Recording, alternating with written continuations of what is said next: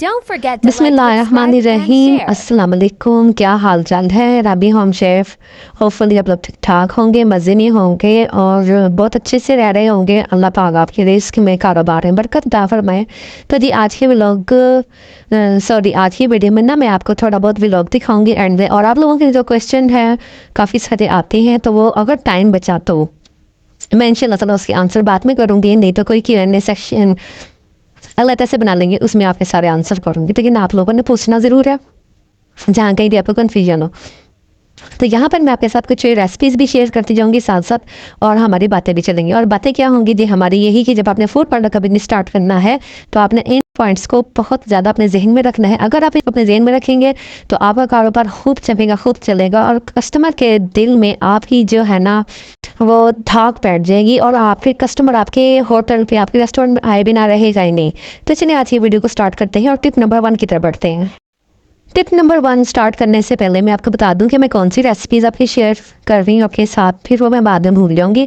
आपके साथ मैं रेस्टोरेंट स्टाइल जो वो लोग रायता बनाते हैं, जो वो लोग सलाद बनाते हैं, उनकी देर तक कैसे फ्रेश रहती है वो आपके साथ शेयर कर रही हूँ। और दूसरी जो रेसिपी आपके साथ शेयर कर रही हूँ वो है क्रिस्पी बॉल्स, के पोटैटो क्रिस्पी बॉल्स, लच्छा बॉल भी कह सकते हैं इसे, वो किस तरह बनाती हूँ मैं। तो ये सब हमारे साथ है। तो टिप नंबर 1 की तरफ बढ़ते हैं। जब कभी आप फूड बिजनेस स्टार्ट करते हैं, चाहे वो होम बेस पर हो, आप चाहे कहीं रेस्टोरेंट ओपन करें, आप चाहे कहीं फूड पांडा का बिजनेस स्टार्ट करें, कोई भी बिजनेस स्टार्ट करेंगे ना तो उसके लिए फर्स्ट जो है टिप वो ये है कि आपने hotel, restaurant, dhaba, pizza shop, आपने ऐसी जगह ओपन करना है जहाँ पर आसपास कोई फैक्ट्री हो, बहुत ज़्यादा रश हो, हॉस्पिटल हो, बाज़ार हो, स्कूल, कॉलेज, यूनिवर्सिटी। तो फिर क्या होता है कि आप खाना जो है ना बहुत ज़्यादा सेल होता है, और पब्लिक वाली जगह पर जो फूड पॉइंट ओपन होता है ना तो वहाँ पर कोई ना कोई आके खाना पीना खाता ही रहता है। और अगर जहाँ पे पब्लिक ना हो तो वहाँ पर तो खाना भी टेस्टी बना होगा तो कोई फ़ायदा नहीं, वहाँ पे सेल ही नहीं होगा। कमाने वाले लोग जहाँ पर मौजूद होते हैं ना स्पेशली वहीं पे वो लोग ख़रीदते भी हैं, क्योंकि वो साथ साथ कमा भी रहे हैं, साथ साथ खा भी रहे हैं। तो आपका भी काम चलता रहेगा। बेशक आप दाल चावल लगाएं, बेशक आप बिरयानी लगाएं, आपने देखा होगा कि तो जो दाल चावल लगाते हैं ना उनकी ज़्यादा सेल हो रही होती है, और बिरयानी खाने वाले मखसूस लोग होते हैं जो ज़्यादा कमाते हैं। तो कोशिश आपने ये करनी है कि चाहे आप ढाबा खोलें, चाहे आप रेहड़ी लगाएं, चाहे आप आपने मतलब अपनी जो है ना आपकी रेंज उसके मुताबिक आपने जाहिर सी बात है खोलना है, तो चाहे छोटा सेटअप लगाएं या बड़ा सेटअप लगाएं, है तो ये काम ही ना, करना तो काम ही है। तो आपने दोनों आइटम्स रखनी है, आपने गोश्त की आइटम भी रखनी है, आपने दाल चावल की आइटम भी रखनी है, ताकि दोनों तरह के कस्टमर जो है वो आपकी शॉप पर आए, कोई भी कस्टमर वापस ना जाए। तो आप शुरू में बेशक आप दाल चावल लगा लें, जब आपकी थोड़ी बहुत अर्निंग स्टार्ट हो जाए तो आपने दोनों आइटम्स लगानी, कोशिश यही करनी है आपने। तो जी फर्स्ट पॉइंट होपफुली क्लियर हो गया होगा कि आपने पब्लिक वाली जगह पे लगानी है और आपने दोनों आइटम रखनी है, थोड़ी सी महंगी भी थोड़ी सी सस्ती भी, ताकि कोई भी कस्टमर वापस ना जाए। आप जो स्टार्ट करते हैं ना टिप नंबर 2 कि खाना टेस्टी होना चाहिए, लोग सिर्फ उसी जगह को रुख ज़्यादा करते हैं जहाँ पर खाना टेस्टी होता है। तो आपके टेस्ट में कोई फ़र्क नहीं आना चाहिए। आपने जो पहले दिन व्लॉग रेसिपी बना रही ना, और जो सबसे आपकी जो है स्किल्स सबसे ज़्यादा आपकी खाना बनाने पर होनी चाहिए कि खाना टेस्टी होगा। एक दफ़ा लोगों को खाना खाने का पता चल गया ना कि यहाँ पे खाना टेस्टी बनता है तो लोग वहाँ पर लाजमी आएंगे। बढ़ते हैं टिप नंबर 3 की तरफ, प्राइस।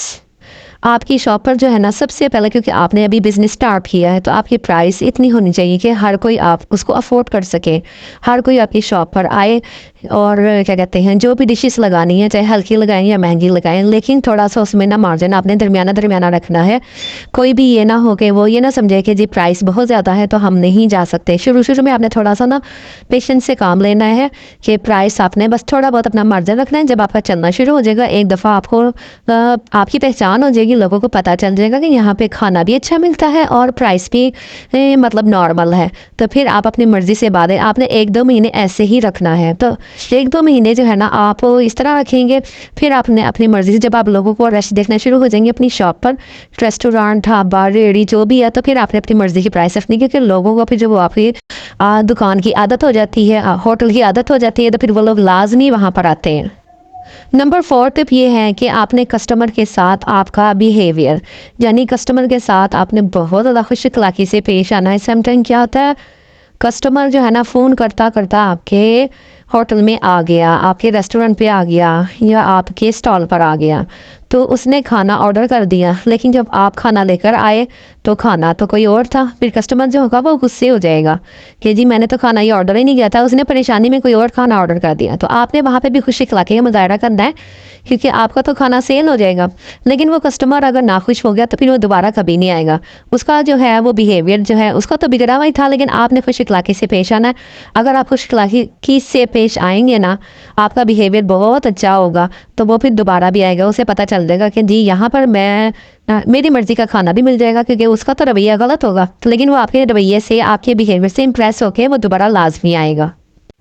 इवन कि वो आपका जो है ना रेगुलर कस्टमर बन जाएगा। फिर इस तरह आपकी सेल भी बढ़ जाएगी, और जो है ना आपका जो स्टाफ, या अगर आपका बिहेवियर ख़राब हो गया ना, तो वो जो कस्टमर है ना वो अपने बिहेवियर को नहीं डिस्कस करेगा, लेकिन वो आपके बिहेवियर को, आपके स्टाफ के बिहेवियर को, अमले को ज़रूर बाहर जाकर डिस्कस करेगा कि यहाँ का अमला ठीक नहीं है।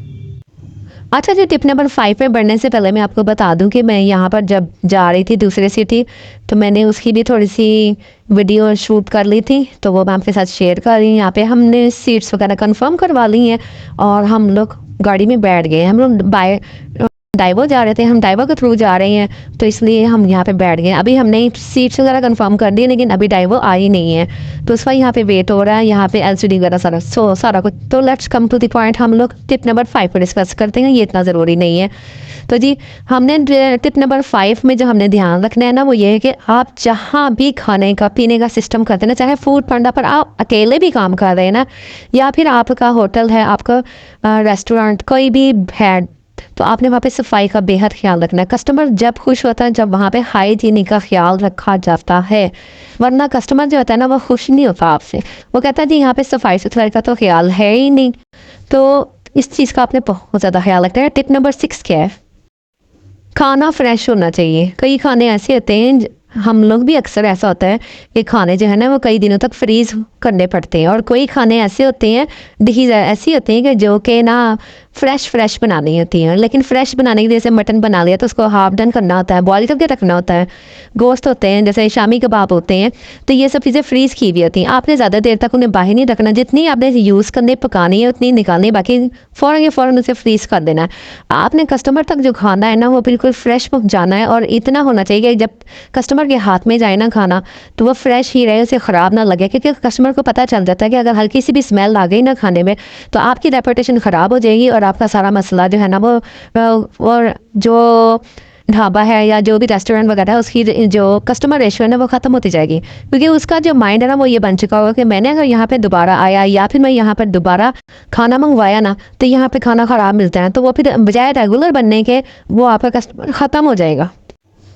कुछ लोग जो है ना बड़ी चालाकी करते हैं कि जी खाना अगर फ्रेश नहीं ना, हल्की सी स्मेल आ रही, तो वो कहते हैं चलो भेज दे, हमारा तो नुकसान ना हो। लेकिन ये नहीं पता कि उनका परमानेंटली नुकसान होने वाला है। वो दोबारा कभी ऑर्डर ही नहीं करेगा, वो दोबारा कभी आएगा ही नहीं। क्योंकि कुछ लोग बड़ी चालाकी करते हैं, वो कहते हैं चलो जी थोड़े से मसाले डाल दूँ, थोड़ा सा रोगन डाल दूँ, घी डाल दूँ, ऑयल डाल दूँ, पकू के ना इसको अच्छे तरह से जाके गार्निश करके भेज दूँ, तो कस्टमर खा लेगा, उसको स्मेल नहीं आएगी। लेकिन कस्टमर हो या आप हो या मैं हो, अगर हम सोचें ना तो खाने में ज़रा सी भी महक स्मेल आ रही होगी ना, तो फ़ौरन पता चल जाता है। कई लोग जो होते हैं वो तो बोल देते हैं कि जी खाना फ्रेश नहीं है, लेकिन कई लोग जो होते हैं वो नहीं बोलते। जैसे कि वो खाना खा के चले गए या खाना घर ले जाकर पैक करवाया, तो वो फिर उनका जो होता है ना वो कंप्लेन नहीं करते। तो इसलिए आपके लिए ज़रूरी है कि आप लोग को ना खाना फ्रेश बिल्कुल दें, जब भी दें फ्रेश दें। कस्टमर का मूड नहीं ख़राब होना चाहिए, कस्टमर के को डाउट नहीं होना चाहिए, बल्कि वो जब कभी भी वो गुजरेगा ना उधर से रेस्टोरेंट से, तो वो उसके जहन में यही आएगा कि जी मेरा तो यहाँ से खाना ख़राब निकला था, तो मैंने तो नहीं यहाँ पे आना। और अगर खाना अच्छा होगा, टेस्टी होगा, तो फिर वो खुद भी आएगा, दोबारा भी आएगा, फैमिली को भी लेकर आएगा। बल्कि आप एक रेस्टोरेंट की जो है ना वो प्रॉफिट बढ़ेगा, आपका काम भी बढ़ेगा इस तरीके से। अच्छा जी, मेरी नेक्स्ट टिप है और ये लास्ट टिप है कि आपने जब कभी कोई काम स्टार्ट करना है, जब कभी कोई भी होटल, रेस्टोरेंट, ढाबा, रेडी जो भी स्टार्ट करना है ना, उसको स्टार्ट करने में ना सब्र की ज़रूरत है। ऐसा नहीं होता कि आप काम इधर शुरू करें और इधर आपका जो है ना वो ऑर्डर्स आने शुरू हो जाए, इधर आपके ग्राहक आने शुरू हो जाए और आपको लगे कि मैंने पहले दिन से ही हज़ारों लाखों रुपया कमाना शुरू कर देना है।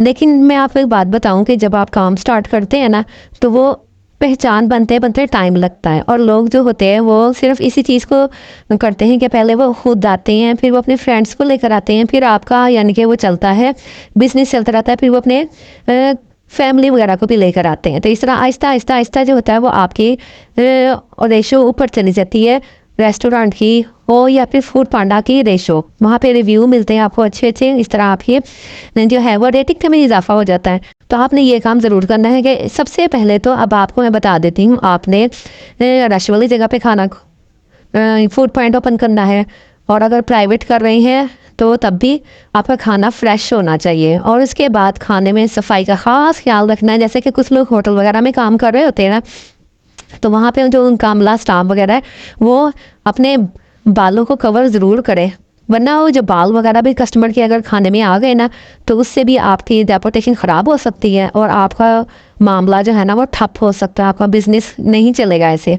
ये छोटी छोटी चीज़ें, कभी कोई मक्खी ना आए उनके ऊपर, आपके खानों के ऊपर, कभी कोई वहाँ पे गंदगी ना पड़ी हो, कोई जानवर वगैरह ना फिर रहे हो वहाँ पर, तो इस तरह भी जो है ना वो ग्राहक बहुत ज़्यादा परेशान होता है, कस्टमर परेशान हो जाता है और वो फिर वहाँ पे नहीं आता। कुछ लोग इन चीज़ों को अच्छा समझते हैं, पेट्स वगैरह को, लेकिन कुछ लोग जो होते हैं वो बहुत बुरा समझते हैं। तो इन बातों का भी आपने ख़ास ख्याल रखना है। अच्छा जी, यहाँ पे मैं आपको दिखा रही कि मैं क्या क्या चीज़ें अपने साथ रखती हूँ। तो ये थोड़ी बहुत मैंने ट्रैवल भी कर रही थी, और जो आपको अपने बैग की चेकिंग भी करवा रही हूँ कि देखिए मैंने क्या क्या कुछ रखा हुआ है। थोड़ी बहुत एसेसरीज़ है वो मैंने साथ साथ रखी हुई है। और जी जनाब, तो होपफुली आप लोगों को ना मेरी बातें बहुत सही लग रही होंगी, सही लगी हैं, तो इन्फॉर्मेशन में इजाफा हुआ है, तो आप लोगों ने ज़रूर इन पॉइंट्स को पिक करना है और इसी तरीके से ना आपने लेके चलना है अपने फूड पॉइंट को।